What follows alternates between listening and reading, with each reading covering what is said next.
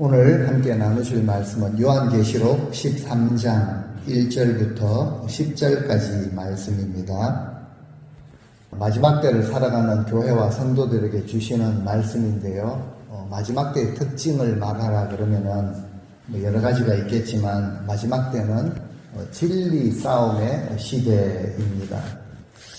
워낙 이제 가짜가 이제 판을 친다. 세상에서도 그런 말을 많이 하죠. 그래서 짝퉁이라는 단어, 가짜라는 이 단어 자체도 또 바꾸어가지고 짜가라고 말하면서 가짜를 또 가짜로 이렇게 표현을 하기도 합니다. 진리 싸움의 시대이죠. 그만큼 거짓이 강하게 작용을 하고 있는 그런 시대입니다. 그래서 지난주에 이어서 오늘 본문에서도 영적 전쟁이 나타나고 있습니다. 영적 전쟁 싸워야 되고 또 잘 싸워야 되고 또 이겨야 됩니다.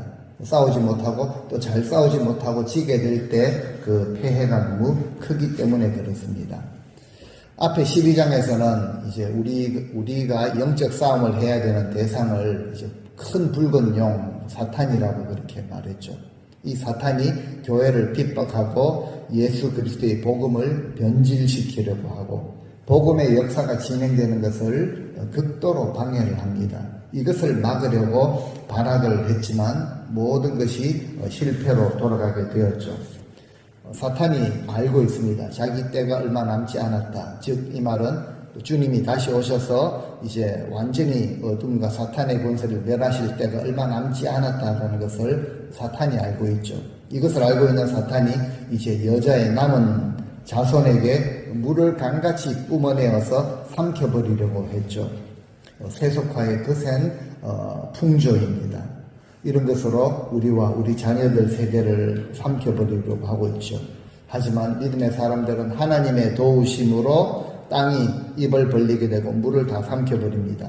이 사탄의 이 시도가 다시 실패로 끝이 나게 되죠. 그래서 오늘 본문에 사탄이 이제 여러 가지 핍박과 여러 가지 방법들이 통하지 않는구나 라는 것을 알고 또 다른 작전을 이제는 사용을 하는 것 같습니다. 그 작전이 뭘까요? 바로 예수 그리스도를 흉내내는 것이죠. 대적을 하려고 이런저런 방법을 물을 강같이 이렇게 흘러보냈지만 다 방해가 되고 막아지고 통하지 않게 되자 이제는 교묘하게 예수 그리스도를 흉내내는 이런 방법을 사용합니다. 그래서 이 용이 자기의 그 권세를 한 짐승에게 주게 되죠. 오늘 나타나는 이 말씀의 요약은 이렇습니다. 예수 그리스도가 하나님의 형상이신 것과 같이 오늘 본문에 나타나는 이 짐승, 오늘 첫 번째 짐승, 그 다음에 이제 이어지는 말씀에 두 번째 짐승이 나타나는데요. 이 짐승도 용의 형상을 가지고 있습니다. 주님이 면류관을 쓰신 것처럼 짐승도 10개의 왕관을 받아서 머리에 쓰고 있습니다. 주님께서 능력과 권세를 가지신 것처럼 짐승도 이 능력을 가졌고 보좌를 가졌습니다. 권세를 용에게 받았죠. 주님께서 부활을 하신 것처럼 우리 주님께서 죽음을 이기시고 부활하신 것처럼 짐승도 그 머리 하나가 상하여서 죽게 된 것 같았는데 상처가 낫게 되고 다시 살아나게 됩니다. 우리 주님이 모든 영광과 경배를 받으시듯이 용과 짐승도 온 땅으로부터 모든 사람들로부터 지금 경배를 받는 이런 모습을 보여주고 있습니다. 우리 예수 그리스도가 짐승과 싸우듯이 짐승도 성도들과 싸웁니다. 주님께서 나라와 족속을 백성들을 다스리듯이 짐승도 각 나라와 족속 백성 방언들을 다스리죠. 사탄이 사용하는 방법들이 다 나왔습니다. 예수 그리스도를 그대로 흉내내고 따라하는 이런 모습을 보여주고 있는 것이죠. 그래서 우리 성도들에게 다가올 때는요, 안 믿는 것도 아니고 믿기는 믿는데 이것저것 복음과 비슷한 것도 믿고 다른 복음도 믿게 한다. 그래서 바울이 갈라디아에서 누구든지 내가 전한 예수 그리스도의 복음 외에 다른 복음을 전하거나 받거나 하면은 저주를 받을지어다 라고까지 말하는 것이죠. 다른 복음입니다. 세속적인 것도 쉽게 받아들이게 만들고 있다라는 거죠. 더욱이 사탄이 사용하는 방법을 보면요, 아주 효율적으로 보입니다. 편리하게 보이죠? 만족을 줍니다. 화려하게 보이고 강하게 보이기 때문에 쉽게 넘어갈 수 있는 것이죠. 이 마지막 때에 사탄이 이와 같이 거짓 그리스도로 가장을 합니다.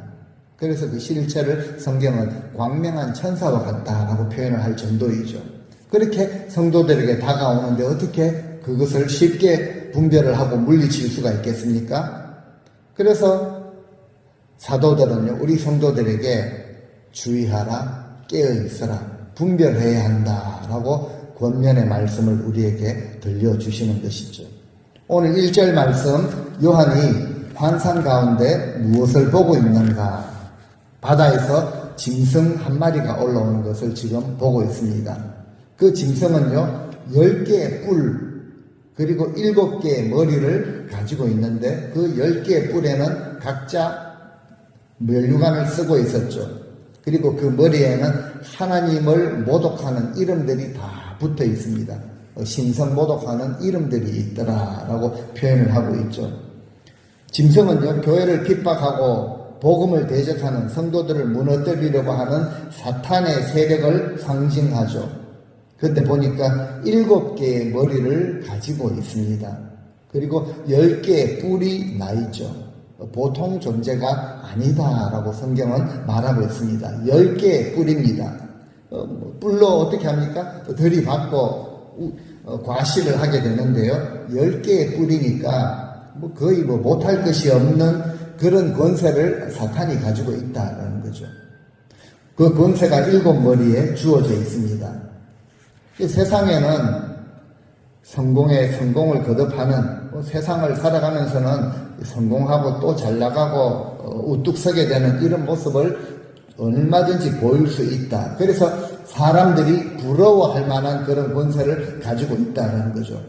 이런 권세를 가진 짐승이 오늘 본문에는 이제 바다에서 나옵니다. 앞에 11장에서는요, 무저갱, 바닥이 없는 거기에서 이제 나왔다라는 것을 우리가 비교해서 생각을 해보면은 오늘 이 짐승이 바다에서 나왔다는 것 역시 끝이 없는 그 무저갱, 어두움의 구덩이에서 올라왔다라는 거죠. 이것은요, 사탄의 이 공격이 그 자기 때가 허용된 그 기간 동안에는, 즉 지금 우리가 이 마지막 때를 살아가는 이 동안에는 끊임없이 계속되어지는 그 사탄의 공격이 있다라는 것을 우리에게 말해 주는 것이죠. 그 계속 2절에 요한이 봅니다. 그 짐승을 보니까 표범같이 생겼습니다. 그러니까 몸에 표범의 얼룩 무늬 같은 것이 있다라는 거죠. 그리고 날렵하게 생겼다라는 거죠. 그런데 발바닥은 곰 발바닥을 닮아 있기 때문에 거기에 한번 밟히면은 이제 견디고 살아남을 자가 없는 것 같은 이런 발바닥을 가졌죠. 입은요, 사자의 입 같습니다. 한번 물면은 빠져나올 자가 없을 정도로. 그러니까 신속함, 표범 같은 신속함을 가지고 있고, 곰과 같은 이 강력함을 가지고 있고, 사자와 같은 왕이죠. 동물의 왕, 짐승의 왕, 사자처럼 이 지배력을, 통제력을 가지고 있다는 거죠. 그때 붉은 용이 자기 능력과 보좌와 큰 권세를 이 짐승에게 주어버립니다. 그래서 이제 이 요한계시록 13장에 나오는 이 짐승, 요즘은 인터넷이 워낙 발달을 해가지고요, 요한계시록 13장 짐승 해가지고 이미지를 딱 치면요, 여러 가지 상상적인 그런 모습이 여러 개가 나타납니다. 표범 같은, 또 곰발바닥 같은 사자 입을 가졌는데 이제 7개의 머리가 이렇게 나 있죠. 그리고 한 머리에는 10개의 뿔이 나 있고 뿔에는 전부 왕관이 있는 이런 모습을 우리가 볼 수가 있습니다. 그러니까 이 사탄으로부터 이런 큰 권세를, 모든 것을 부여받은 존재이다라는 것이죠. 근데 우리는 확실히 믿습니다. 세상의 모든 권세는 우리 하나님께 속한 것인데 사탄은 자기가 좀 가졌다라고 착각을 하고 있는 것이죠. 그래서 예전에 주님께서 이 땅에 오셨을 때 이제 사역을 시작하면서 40일 금식 기도를 하실 때 광야에서 그 줄이신 주님 앞에 돌로 떡덩이를 한번 만들어 보아라. 그래서 허기를 좀 달랠 수 있지 않겠느냐. 그리고 나에게 절을 하라. 천하만국의 모든 영광을 너에게 주리라. 이런 소리까지 할 수 있었던 것이죠. 세상의 일부 권세를 가지고 마치 하늘의 모든 권세를 가지고 있는 것처럼 착각을 하고 있습니다. 지금 하늘에서 쫓겨난 이 사탄이 비참한 마지막 그 말로를 걷고 있으면서도 조금 가지고 있는, 이것도 하나님이 허락하신 범위 안에서 가지고 있는 것을 가지고 교회를 대적하고 복음을 대적하고 성도들을 핍박하고 꿰어서 유혹하고 넘어지게 하는 이런 시도를 하고 있는데, 문제는 여기에 잘 걸려 넘어진다라는 것이죠. 왜냐하면 사람들은 권력, 주권을 가지고 권세 부리는 것을 굉장히 좋아하기 때문에 그렇습니다. 우리가 가졌다고 생각하는 것이라고 할지라도 하나님이 주신 것이 아니면은 그것은 사탄이 미끼로 우리에게 던지는 것입니다. 돈의 권세가 그러하고 지위의 권세가 그러하다라는 거죠. 이처럼 용이 짐승에게 자기의 권세와 능력을 부여해주고 있다라는 거죠. 그런데 이 짐승에게도 문제가 생기는 것 같습니다. 3절에 보니까 7개의 머리들 가운데 하나가 치명상을 입게 되죠. 그래서 보니까 죽게 된 것 같이 보였습니다. 그런데 문제는요, 신기하게도 그 치명적인 상처가 낫게 되죠. 그렇게 되니까 또 온 땅이 감탄을 합니다. 그리고 그 짐승을 따르게 된다라는 것이죠. 7개 머리 가운데 하나가 가장 머리에 7개 머리의 크기가 같은지 또 하나가 크고 나머지 6개가 작은지는 모르겠습니다. 그런데 그 중에 하나, 이것을 치명상을 입어서 죽게 된 것 같이 보였는데 낫게 되는 역사가 일어나죠. 엄청난 역사가 일어나게 됩니다. 무엇을 말합니까? 이 사탄의 세력이라는 것도 한순간 약해지고 치명타를 입게 되는 것 같이 보입니다. 복음으로 강하게 대적하는 교회와 그 믿음의 성도들의 그 믿음 앞에서 치명적인 상처를 입은 것 같이 보였는데 또 살아나게 된다는 거죠. 그 사탄에게도 병을 고치는 이런 권세가 있다라고 생각을 해볼 수도 있습니다. 기적을 보이기도 하죠. 끝까지 버팁니다. 그리고 교회와 성도들을 미혹한다라는 사실을 여기서 보여줍니다. 그래서 사람들은요, 사탄의 이런 권세를 보면서 마음을 빼앗기게 되죠. 거기 뭔가 있나 보다 라고 생각하며 모두가 그를 따르게 된다라는 것이죠. 사탄이 무엇까지 흉내를 냅니까? 그리스도의 죽음과 부활까지 흉내를 내고 있다. 근데 이것은요, 어디까지나 가짜 권세였습니다. 근데 세상은요, 그 가짜에게, 그 가짜 권세를 받은 그 짐승 사탄에게 경배까지 한다라는 것이죠. 사탄은 복음을 방해하고 교회를 핍박하고 무너뜨리려고 하다가 모든 계획이 실패로 돌아가게 되자 그리스도 비슷한 짐승을 앞세우고 모든 권세를 그에게 주죠. 기적을 보이는 이런 권세까지 주면서 온 세계를 휘잡으려고 하고 있죠. 이런 사탄의 권세에 이 실상을 알고 이런 권세에 속으면 안 된다는 것이죠. 그래서 주님께서도 보라, 그리스도가 여기 있다. 그리스도와 같은 분이 여기 있다, 저기 있다 해도 믿지 말라라고 하셨죠. 대단한 것 같으면 사람들은 거기에 항상 모여들기 마련입니다. 그래서 모였는데 그들은 분명히 적그리스도다라고 실상을 밝히 말하는 것이죠. 믿음의 사람들은 이런데 마음을 기울이거나 기웃기웃하거나 이단들에게 가지 말아야 하는데요. 병만 고쳐준다 하면은 갑니다. 무슨 들어보지도 못한 이 신기한 말을 하면은 귀가 솔깃해지죠. 이에 타산이 맞으면은 가버립니다. 가려운 데 긁어주면은 가기도 한다는 거죠. 그래서 이단 단체에 가면요, 아이러니하게도 교회 다니는 사람들이 넘어가가지고 가는 사람들이 굉장히 많이 있습니다.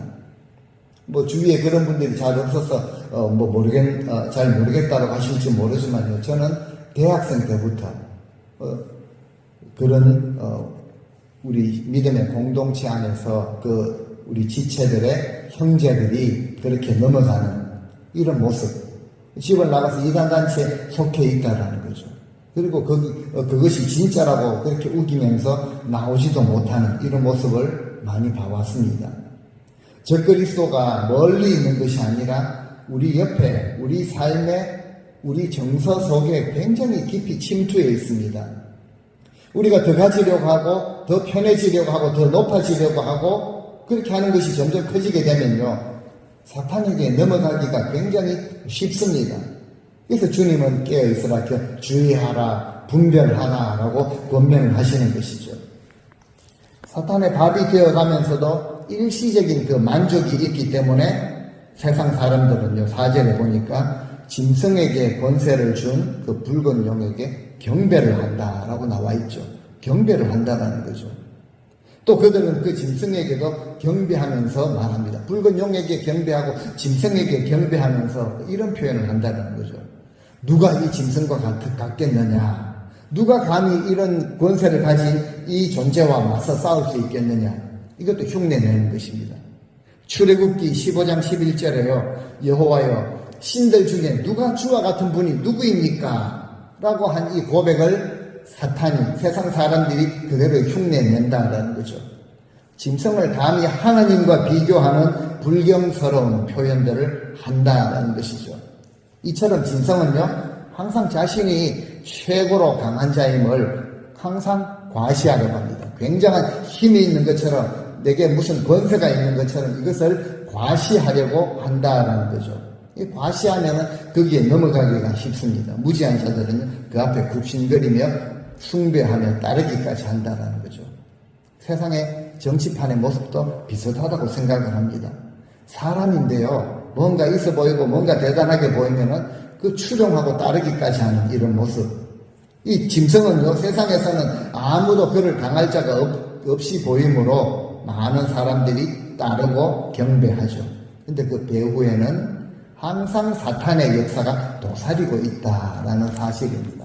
거기다가 5절을 보면은 이 짐승이 굉장히 교만하죠. 그래서 그 내뱉는 말들을 보면은 교만에 가득한 그런 말들을 굉장히 과장해서, 과장하면은 또 거기에 또 많이 넘어갑니다. 하나님을 모독하는 신성모독의 말을 하죠. 그리고 자신의 지위는 굉장히 높이 격상을 시킵니다. 앞으로 42개월 동안 활동할 권세를 받았다라는 거죠. 그리고 6절에 보면은 역시 입을 열어서 하나님을 모독을 합니다. 하나님을 또 비방을 하죠. 그리고 하나님의 이름과 그분의 장막, 그 하시는 처소, 하나님의 몸된 교회, 그 하늘에 거하는 자들을 비방하고 모독하는 이런 일을 사탄이 하고 있다라는 것이죠. 용에게 권세를 받았기 때문에 이 짐승은요, 용에게 종속이 되어 있습니다. 3년 반 42개월 1260일 교회와 성도들을 핍박하라고 하나님을 모독하죠. 그런데 딱 정해진 그 기간만, 자기 때가 얼마 남지 않은 그 때 동안만 하게 되어 있습니다. 우리에게 주어지는 어떤 시련이나 핍박이나 환난, 고난도 끝날 때가 있다라는 사실이죠. 그런데 그 활동하는 기간 동안은 사탄의 권세가 절대 만만치 않다라는 것을 7절에서도 보여주고 있습니다. 어느 정도 만만치 않은 존재인가요? 이 짐승은요, 권세를 사탄에게서 받았기 때문에 성도들과 싸워서 이길 수 있는 이런 힘을 부여받은 정도입니다. 더 나아가서요, 온 세상의 모든 종족과 백성과 방언들과 나라들까지 다스릴 수 있는 이런 권세를 부여받은 존재입니다. 사탄이 짐승에게 부여해준 이 권세가 보통 권세가 아니다라는 것이죠. 우리는 너무 우습게 여기는 경향이 있습니다. 근데 당장 성경이 그렇게 말하고 있죠. 성도들과 싸워가지고 이길 수 있는 이런 권세, 족속과 백성, 나라들까지 다스릴 수 있는 이런 권세를 받았다는 거죠. 그만큼 큰 권세입니다. 쉽게 편안하게 내 만족을, 내 편리함을 추구하면서 예수님을 믿고 섬기고 따른다는 것은 한자성어로 어불성설이라는 것이죠. 주님 말씀 그대로입니다. 내가 분명한 신앙을 가지고 있으면 이 신앙 때문에 여러 가지 상황들 속에서 핍박을 받게 되는 것은 지극히 당연하다. 그렇기 때문에 기뻐하고 오히려 즐거워하라. 예수님을 믿기 때문에 박해를 당하는 자들은 왜 기뻐하고 즐거워해야 됩니까? 주님도 그렇게 말씀하셨고 오늘 말씀에도요. 분명 어린 양의 생명책에 그 이름이 기록된 자들입니다. 그렇기 때문에 박해를 당하는 것이죠. 어린 양의 생명책에 이름이 기록되어 있으니까 내가 무엇을 하든지 인정을 받고 대접을 하고 높아지고 내가 편리하게 주님을 따를 수 있다. 반대이죠. 그렇지 않습니다. 박해를 당하게 되어 있습니다. 그렇기 때문에 주님은 그때 기뻐하고 즐거워하라. 증거가 된다는 거죠. 우리 믿음의 증거가 되는 것입니다. 그런데요, 자기 이름이 생명책에 기록되지 않는 자들은 어떤 삶을 살게 되는 것인가? 8절에 나와 있습니다.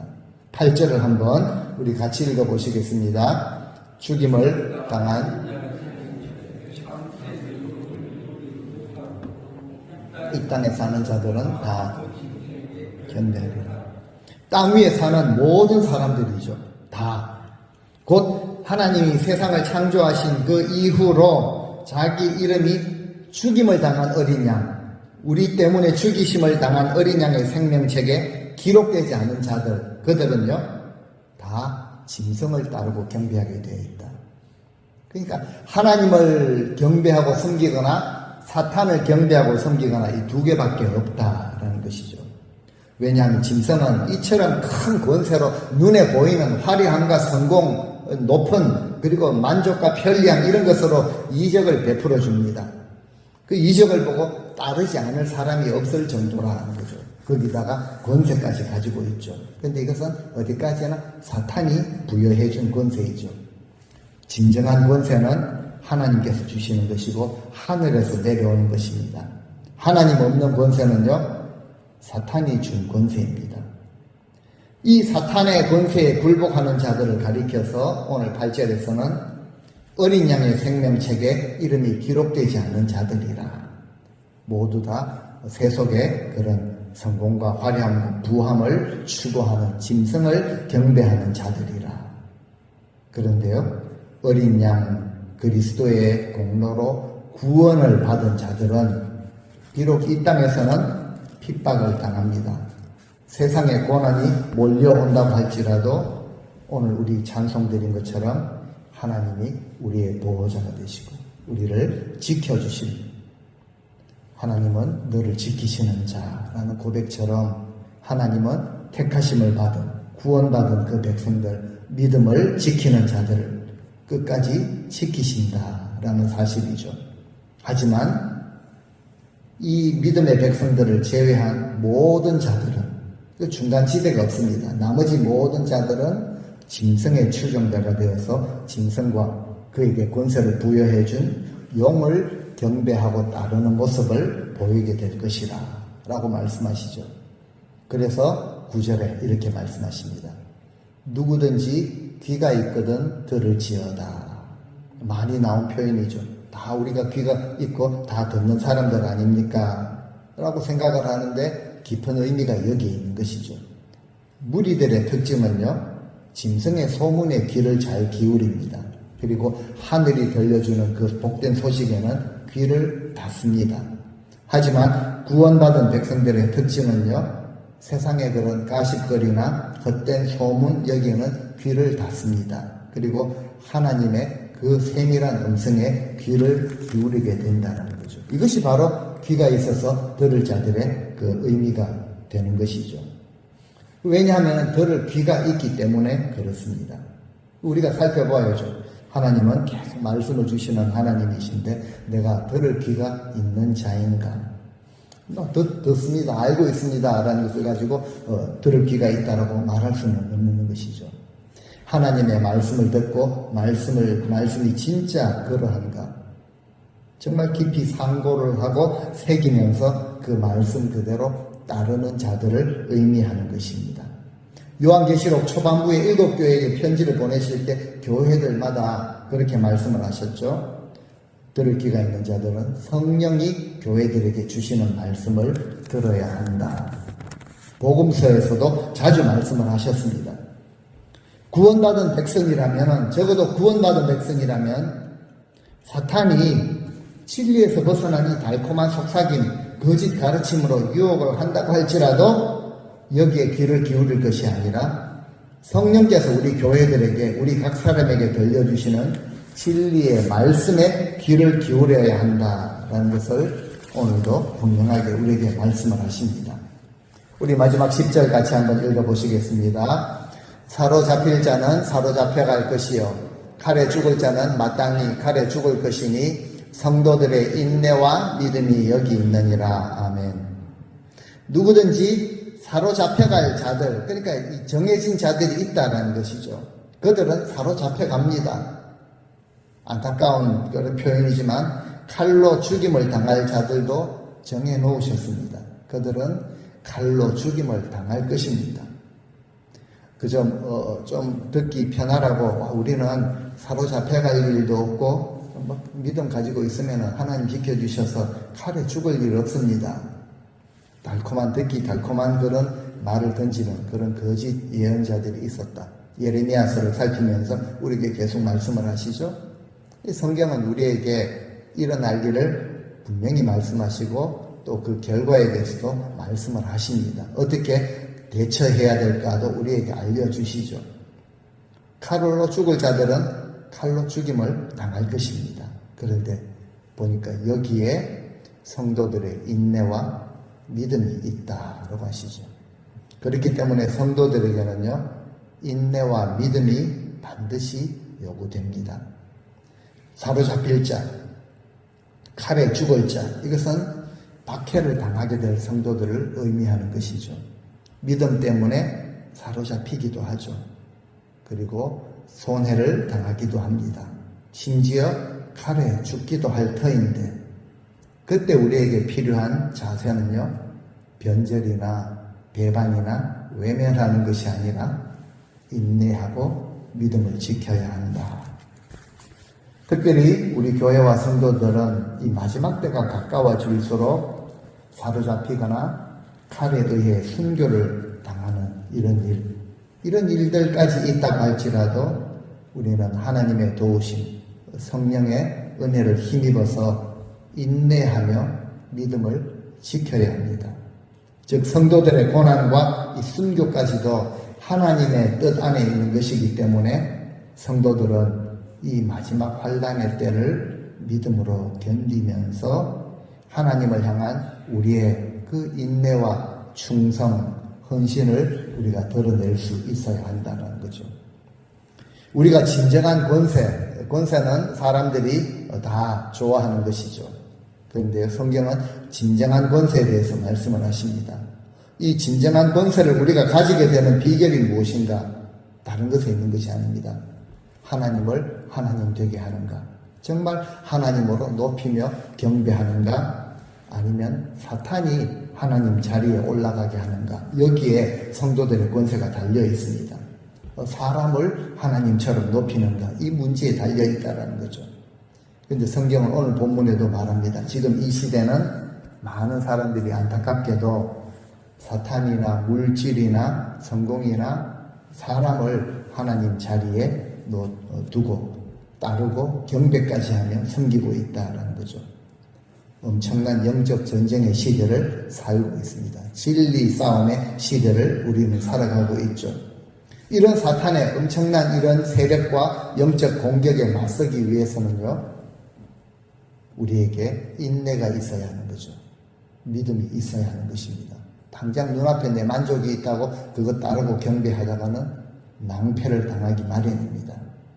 깨어 있어야 합니다. 성경이 권면하는 것 그대로입니다. 뭔가 손쉬운 방법, 그냥 당장 큰 능력을 받아서 이길 수 있는 이런 길은 없습니다. 매 순간 매일매일 그리고 매 사건마다 우리 인생에 일어나는 모든 일마다 먼저 거기에 나 자아가 깨뜨려져야 하는 것이죠. 내가 살아있으면요, 내 탐욕, 내 욕심, 내 소원 따르기 마련입니다. 그거 충족시켜주면요, 그거 따르고 경배하기까지 한다는 거죠. 그래서 이 세상에 속한 권세를 전심으로 깨뜨려야 합니다. 그리고 하나님을 섬기되 전심으로 섬겨야 하는 것이죠. 그래야지 이 영적 전쟁에 승리할 수가 있습니다.